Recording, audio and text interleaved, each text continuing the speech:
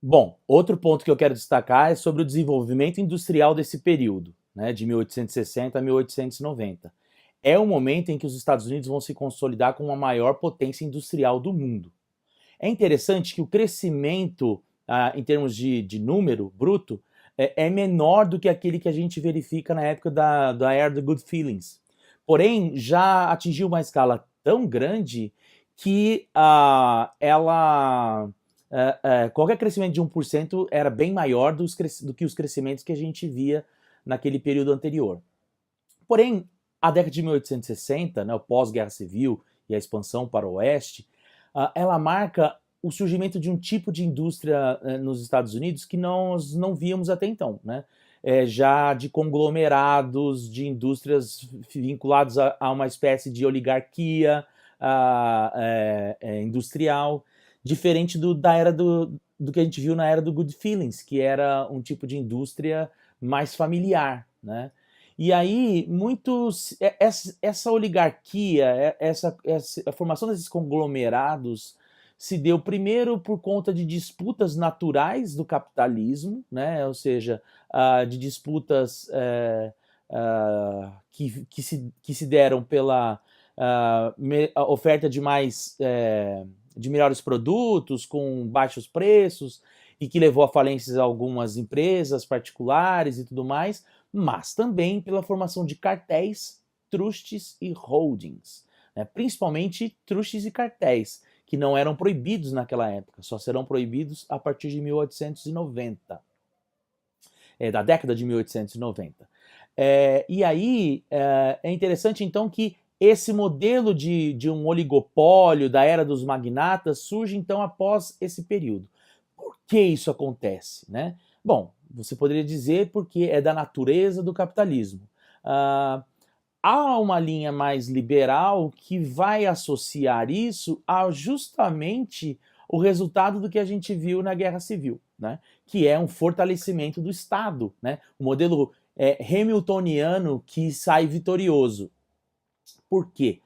Porque com o resultado da Guerra Civil, para pagar a reconstrução do Sul, foi necessário duas coisas: se impor mais taxas internas sobre os estados do Sul, mas também do Norte, e, principalmente, aumentar as tarifas de importação, fazendo com que o produto interno norte-americano tivesse muito pouca concorrência externa e se tornasse cada vez mais favorável ao seu crescimento, né?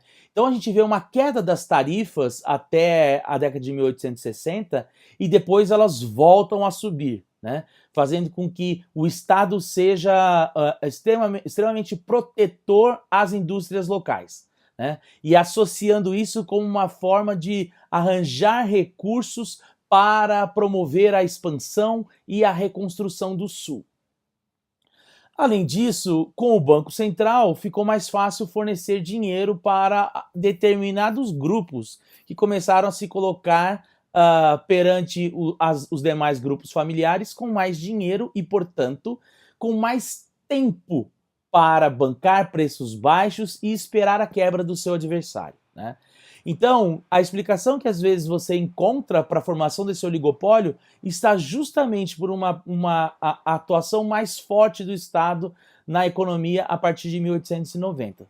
Qual que é o resultado disso? O resultado disso vai ser justamente uma insatisfação gigantesca por parte dos operários, e é justamente nesse período, 1870, 1890, que nós temos os primeiros grandes sindicatos, que eles chamam de unions lá, né?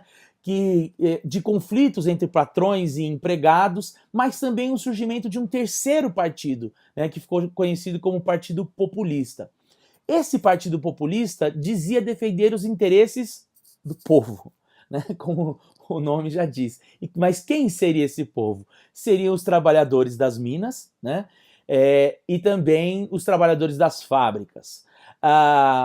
Eles tinham várias propostas controversas, como, por exemplo, a liberação da prata como uma segunda moeda fiduciária, mas o que é interessante a gente notar é que o surgimento desse grupo promove alterações dentro do próprio Partido Republicano e do próprio Partido Democrata. Que alterações que são essas? Alterações no perfil do seu candidato. Então começam a surgir dentro desses partidos candidatos que começam a falar mais essa linguagem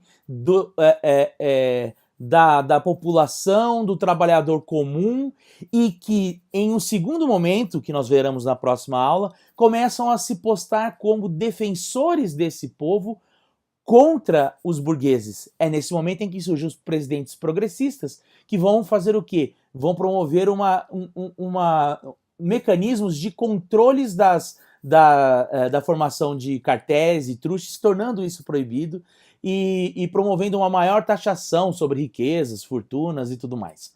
Mas isso nós vamos falar na próxima aula. O último vídeo que eu vou deixar aqui para vocês é sobre a teoria da fronteira, que tem tudo a ver com esse momento, e assim como os presidentes progressistas, tem a ver com a próxima aula também.